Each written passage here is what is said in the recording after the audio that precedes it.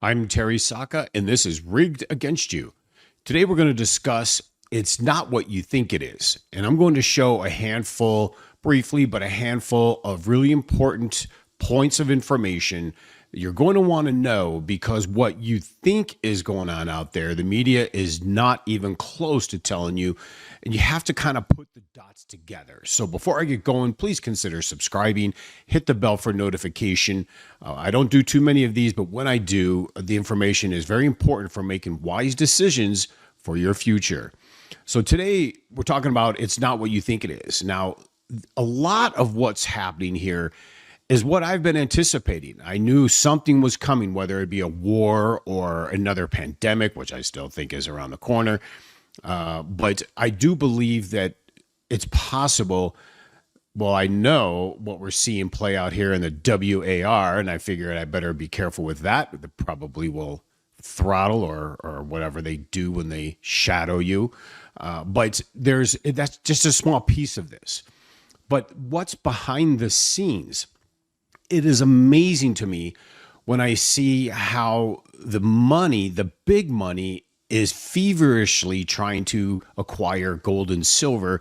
The retail is dead in the water. And I know that's starting to shift. I've talked about how retail has been all in on the markets, but take a look at this information. This is actually pretty good stuff. So right now they're coming out, the Federal Reserve is saying that the official forecast is for higher interest rates and higher inflation. Well, we know the inflation is still there. We are still in an inflationary environment. As I said, for months and months now, ever since President Trump got elected, that this has been a big setup. There was a major, major hornet's nest he was walking into. And the economy itself, we've printed too much currency since COVID, and the economy itself is just not what you think it is. There was way too much currency chasing too few goods. The supply chain is a complete mess. But instead of lowering the interest rates, as President Trump has been putting pressure on Fed Chairman Powell to do so, it's the opposite. He's discussing raising interest rates. They know the inflation is that serious. We're in a big, big pickle here, and it's going to be very difficult to weed around to see how we can get through it, because it's not going to be easy. We're going to have to do this big bill they're trying to get through, and we're going to have to try to stimulate the economy at the same time we have these challenges. And so higher rates is going to be absolutely damaging. It will really, really impede economic growth. It will really hurt the mainstream and small business. And that housing market, not even close, let alone the bonds and the treasuries that have to refinance at higher rates, and the commercial loans I've talked about in the hundreds of billions that have to be refinanced at higher rates. This doesn't make any sense. Higher rates make no sense, but a bigger dynamic is taking place. And it's right here. Israel sends a clear message to the U.S. as WAR with Iran is escalating. More missiles are targeting Tel Aviv. I find this interesting. Well, we all knew. I think they've been wanting to do this for the last 20 years. They've made an agreement. They will not allow a nuclear bomb. I think everybody on the left and right should probably agree Iran having a nuclear weapon is a really, really bad idea. How to achieve that is kind of, I think, the tricky part here. But what we could really hope for, if anything, is we in the United States, is that the people, the real Persian people in Iran, rise up and take this opportunity to overthrow the radical Islamic Ayatollah and get themselves back into more of a Western lifestyle where they can prosper and actually have freedom. I think that would be the ultimate hope. Iran has shown to have very sophisticated weaponry, way more than you're being shown in the Western media. They have hypersonic missiles that are very accurate. They're moving at Mach 13. You can't take them out of the sky. And you have China and Russia flying aircraft into Iran, supplying them. So this is really turning into a situation. I hope that it only lasts a couple more weeks and there's some kind of capitulation. But this could escalate dramatically and really throw a wrench into the already problematic economic system right now. Globally, we are in recession, let alone the United States. And this situation here, it's been brewing for decades, is a real one. But so what are they doing behind the scenes? They're still continuing to do it. In silver itself, silver is actually breaking out. As you can see here, this goes all the way back into the 80s, where the Hunt brothers had the silver. It hit 50, and then we hit 50 in 2011. We had a big cup and handle formation on the silver chart. We have now broken out of silver, as you can see there on the right, and we're now moving in the 36, 37 range. I won't be surprised to see silver by the end of the third quarter break into the 40s, very reasonably $50 by the end of the year. And once it breaks 50, I think we get consolidation at 50, but once it breaks 50, it will be moving lightning fast. There will be no more sellers. And just keep in mind, the actual real physical supply in silver isn't there. And there's big deliveries right now being stood for. Where are they going to get the silver? And we're going to find out real quick where the market stands, because as I would say, more commercial institutional start to see what's really playing out on the supply chain, we're going to find out real quick if they can hold this down with shorts. My guess, they're going to give it a shot. If you want to play around entering into silver to see if you get a correction, you may find that to be very short-lived, and trying to time it just isn't worth it.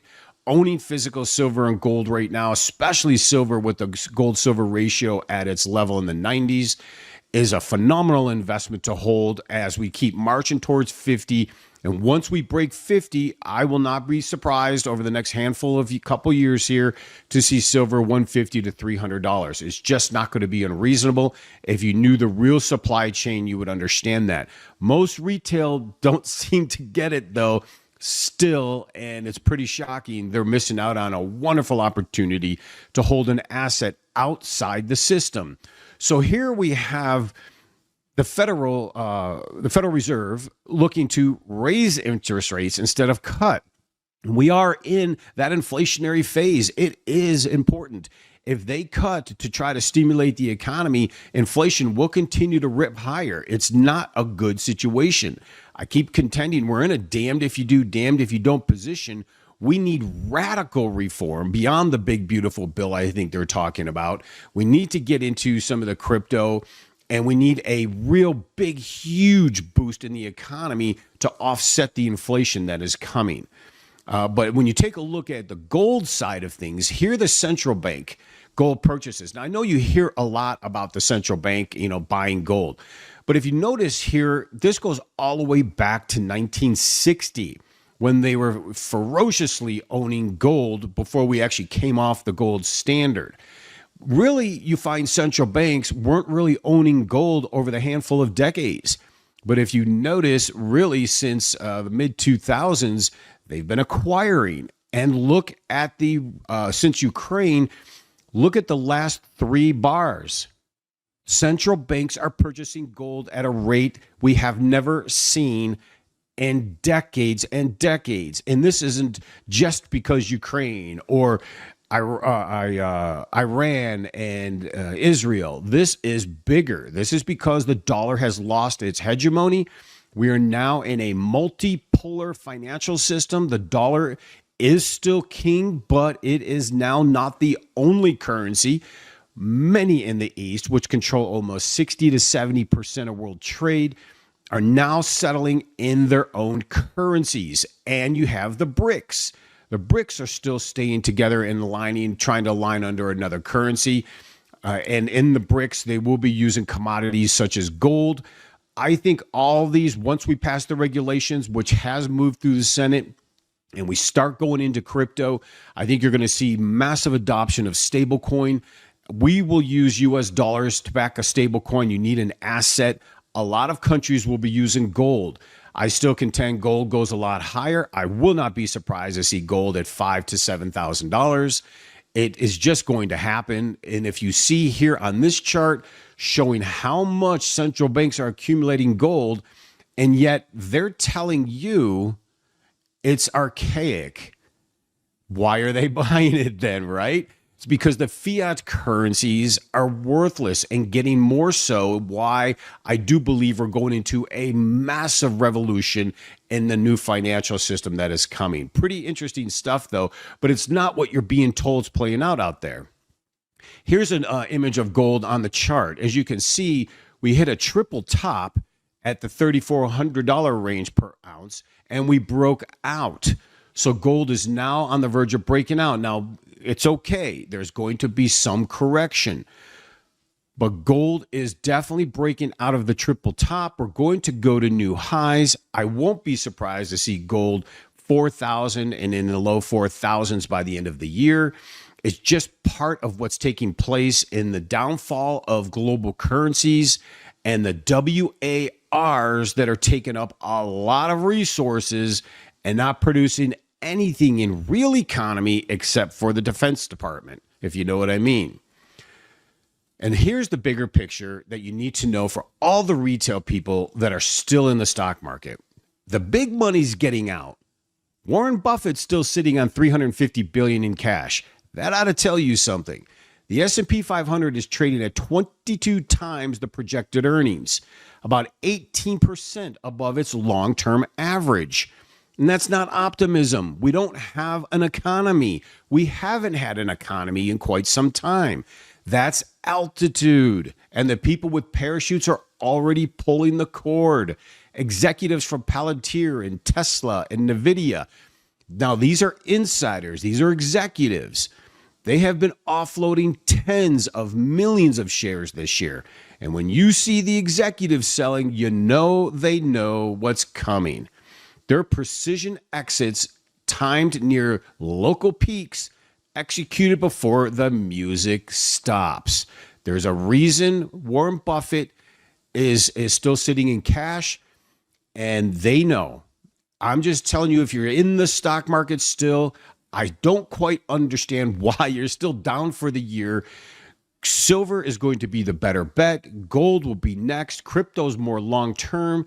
But to get out and get diversified into precious metals like physical silver, take advantage of owning the physical now while you can. If you understood behind the scenes the trouble that they're having actually fulfilling on, I would say, more in the exchange side of things, fulfilling these contracts for delivery.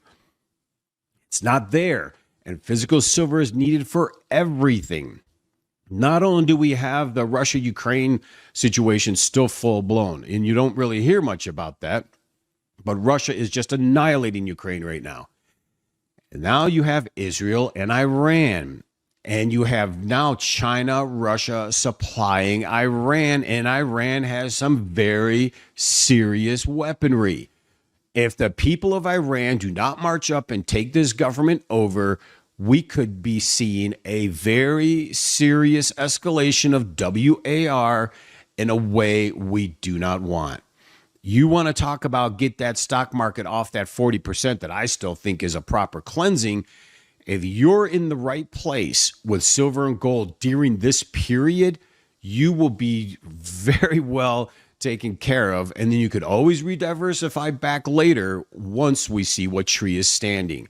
But you're not being told what's really going on behind the scenes. And it's important to understand that. Now, I do have some hope for retail. This is it right here. Retail is beginning to sell the stocks. That's retail is we the people. And this is per Goldman Sachs.